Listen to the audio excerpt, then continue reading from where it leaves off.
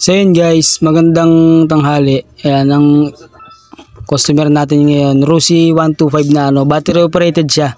So lahat kasi halos ng lalabas ni Rusi na pampasada, halos mga battery operated na. So ito guys, paalala lang, hindi naman porket sinabing battery operated hindi siya aandar ng walang battery. Aandar po siya. Ang problema lang, pag hindi umandar nang walang battery ang motor nyo na battery operated, ay may problema ang stator or CDI. So pakita ko sa inyo kung paano mag-check ng stator at saka CDI, hindi pala CDI, charger. So pakita ko sa inyo kung paano mag-check ng stator nya at saka nung charger. So yan, umaandar to. Ay papakita ko sa inyo, umaandar to, kaso ito lang ang problema. Pag tinanggal mo yung fuse, ayan, kita nyo yung fuse. Pag tinanggal nyo yung fuse sa connection nya, mamatay yung makina. So, ibig sabihin, umaandar to, gawa na lang ng battery. Kumukuha na lang siya ng kuryente sa battery. So, wala na siyang makuha na source mula stator, pati sa charger. So, yan, pakita ko sa inyo kung paano natin check yung, ano nya, stator nya. So, ito guys. So gamit tayo ng test light. Siya na guys, medyo piniplema tayo. Ito guys, test light. So ito ground nyo lang sa sa negative. Ayan. So check nyo connection ng battery. Ay meron siya guys. Battery.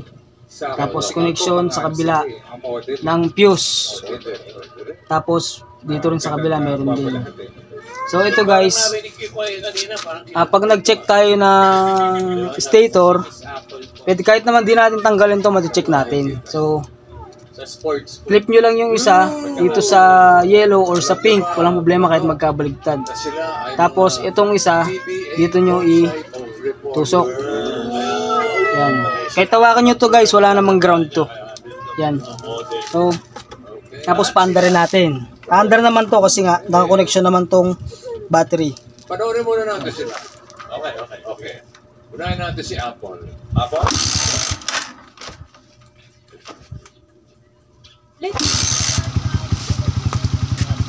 Then guys, umaandar na siya. Tapos ayan yung isang clip dito kundi sa yellow or sa pink walang problema. Tapos check niyo to. So, ibig sabihin yan guys, okay siya kasi may ilaw. Okay. Tapos check nyo rin kung i-ground nyo pag umiilaw, kasi may mga stator na pag sunog na yung stator umiilaw.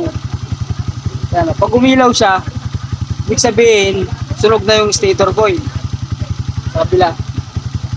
Yan. Wala. So ibig sabihin guys, good to. Then next step, check tayo dito sa charger kung meron siyang connection from stator to charger. Tapos check natin yung palabas ng charger kung meron siyang nilalabas na kuryente.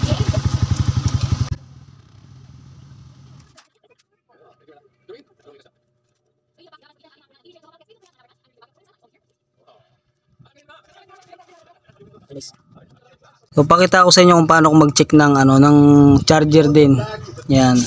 So ito yung socket ng charger. Ayan Tapos ang ginagawa ko rin dito guys, ayan, di naman siya sunog kasi minsan sunog lang. Kaya ginagawa ko, puputulin ko na to, tsaka dito nirekta ko na kasi wala naman akong ibang nagagamit na pwedeng socket dito kasi medyo malayo din ako sa mga shop. So ayan, ang ginagawa ko dito guys, check ko rin yung nakita ba? Ito. Yan. Ang ginagawa ko rito guys, chine-check ko rin tong kulay pink at saka itong yellow. So, pwede natin tanggalin to kahit yung pink lang. Yan. Sinusundot lang to guys. May lock yan Yan. Tapos, clip nyo yan. Clip nyo yan dito. Yung test light. Then, tusok nyo na lang tong isa dito sa kabila. Check lang naman natin kung may connection siya from stator papunta rito sa socket ng charger.